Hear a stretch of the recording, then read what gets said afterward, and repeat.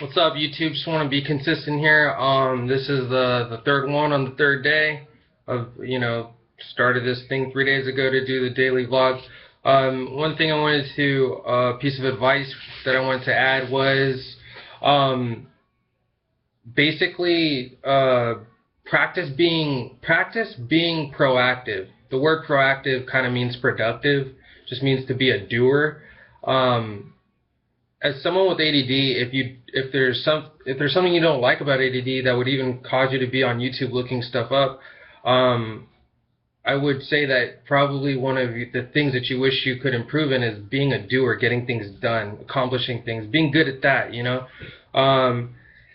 And from what I'm learning here, it seems like the best way to do that is to just kind of imagine if you're pretty overweight and you want to lose weight. You don't lose weight without being really disciplined and consistent and actually working hard and focusing, spending lots of time on making that happen. So like in the analogy of losing weight, you would have to set time to actually run every day. You can't just run today and not run tomorrow. And you gotta really apply effort and focus and time. So you gotta really set hours aside for this. Anyway, and to become that person that would be disciplined enough to do it every day, to wake up at a certain time and to be disciplined enough to actually do it and to not be lazy and give up or only do it today and then lose momentum and then start again 10 days from now and then lose momentum and then start again 15 days. Just keep starting it and never ever even doing a second or third or fourth day. You have to get in the habit of being a doer. You have to get in the habit of being proactive, productive. You have to get in the habit of being someone who gets things done. And as somebody with ADD, I mean, speaking for myself, I'm pretty sure it's like this for a lot of people with ADD. Being a doer is actually something that we have to work. It just ADD makes us not want to be doers. Makes us want to be kind of lazy, or we complicate things in our head. I've heard so many people say that people that are ADD are perfectionists. So we feel like things are so jumbled up in our mind that we have to organize ourselves before we could do anything. And then what sucks even more is being organized is so hard for someone with ADD. I have literally spent days trying to get organized and not even beginning to get organized. I'll be like, all right, man, I'm gonna spend the next 4 days getting organized. It'll be on that fourth day, and I haven't even gotten started yet. It's weird. So anyway, my best advice is to just start doing random things, but don't stop. I'm sure if you have ADD, there's all kinds of things you could do. You could clean your car. You could make your bed. You could wash all your clothes. You could vacuum your car, clean the outside of your car, neaten up your room, organize some papers, whatever, all kinds of stuff. Pay some bills. If you have ADD, your bills might not even be organized. Maybe open up an Excel sheet and organize your bills. And so that I used to be really good at that. I used to pay my bills early every month or on a certain day of the month. I think it was the certain particular day, the first week of the month. I would pay all the bills at the same time. It'd take me 30 minutes. I'll just go down the list, pay them all online. Some of them on the phone, I think. Anyway, and then now I'm really disorganized about the whole thing. But anyway, just keep yourself really busy. That's what I did, and now I can't stop moving. Now I can't stop being a doer. So now doing that for a whole day actually put my body in motion. Like I said, there was a commercial I saw that said a body in motion stays in motion, a body in rest stays at rest. And you want to do whatever you want to be, however you were yesterday. If you were lazy yesterday, you'll be lazy today. If you were really proactive yesterday, you'll be in the habit of being proactive today. And if you do that for 14 days in a row, my psychologist says you'll have a new habit. You'll be in the habit of being someone that gets things done. So you'll be in the habit of being a doer, being proactive.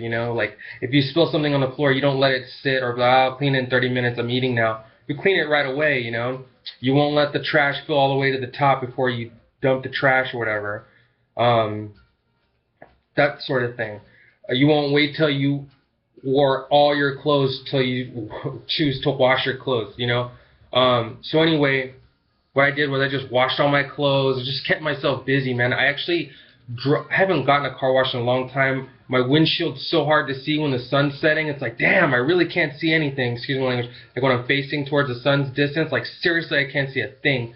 So like, I was like, man, it's like 6 p.m. I know where a car wash is, and you know, whatever. I'm like, screw it, dude. I'm just gonna go. It's like $5.99.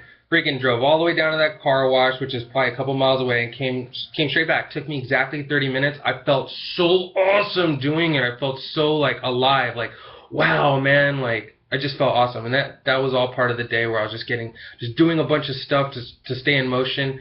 And you know what? Now I'm a doer, bro. I haven't cooked for myself in so long. I've been eating only takeout. I know that's expensive. Probably cost me, because I'm a pretty big eater. Cost me like $5, at least $5 each time I would go eat. And I would go down the street here, go there, and I wouldn't cook anything for myself. I would only make cereal and maybe eat a sandwich. And I was even too lazy to make a sandwich, bro. And when I do make sandwiches, I don't even get a dish. I put 2 pieces of bread in my mouth, and I close the bread up, and then I get some meat, one style of meat and no cheese, put it on the bread. And I'm too lazy to do that, man. I usually am. Since I've done what I told you I've done, I've cooked for myself each meal. I only ate one meal at a restaurant because I just happened to be driving and I was hungry. But I was even like, nah, I really want to wait till I get home, just eat when I get home. And I actually cooked something that I have never really cooked like that before. Usually when I eat, I keep it simple because I'm kind of lazy and whatever. Like if I make meat, I'll just eat meat by itself or whatever, you know. Anyway, man, I did something that was like 3 times harder than what I usually do, and I did it twice already. Okay, so I highly recommend it. Just keep yourself busy for a full day, like non-stop, just from right now and on, the whole day till you go to sleep. And if you believe in God, this has worked for me so well. And I asked my pastor, is it okay to make promises to God? And he said, yes, it is. But he kind of was like, it's best if you la la la. But he said, but to answer your question, yes, it's okay to promise God. And I kind of, the reason I asked him is because the Sermon on the Mount, he says, let your yes be yes and your no be no. Kind of like saying don't promise. But I guess that's other people. I don't know. But anyway, so I'll promise God things like, okay, God, I promise you all day long I will be a doer to my best abilities. I'll be the opposite of lazy. I will not allow one moment of laziness. And if I do, I promise you, I will give my friend $150 on 2 days from today. And that has really kept me to my word. Before I would just promise God without saying I'll give money to somebody, and I didn't do such, I would hardly do a good job. But now that I pick specific chunks of time and not be so general, like, you know, like, okay, I promise you for the next hour I'll do this, or I'll do this before this time. Like, I promised God I'll get organized before 6:30, and it was 6. You know what I mean? And I got organized in 30 minutes. I have all this stuff on an Excel sheet, you know, like more than 100 things, you know, and then just, I really did it, you know, and I promised God that if I didn't get organized within that amount of time, I'll give my friend $50. And my friend smokes weed every day. I just know he wouldn't use the money to the best abilities, to the best, like, whatever, you know, and at first I was thinking, like, I'll promise God that I'll donate the money, but I would be okay with that. So, like, I had to think of something I wouldn't be okay with, and I had to attach money to it, and that's what really, really helped me. So if you believe in God, even a little bit, like if you don't want to let God down or something, that really helps, man. I mean, I don't know if I should be recommending that because it's a promise to God, and at first I wasn't even sure if that was okay. If you are a Christian, you might want to double check, and if you find that it's not okay to promise God, please let me know. But that's really been helping me.